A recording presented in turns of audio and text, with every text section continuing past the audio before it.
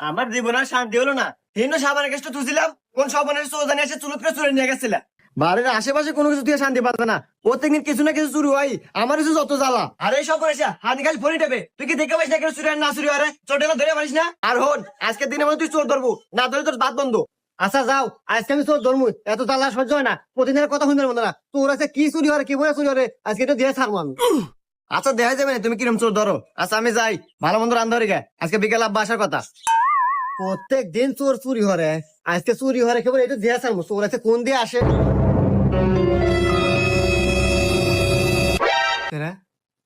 এই তো মনে হচ্ছে চোর। দাঁড়া, আজকে তো ধরে উরি বাবারে, এত শীত পড়ছে রে, নাক মুখ দেখেনি শীত, তাও শিশিরে বাতাস যাইতেছে। শীত আছে আছে তাই কি যাই, আমার বিটি মনে হয় কত ভালো ভালো রান্না করে রাখছে রে।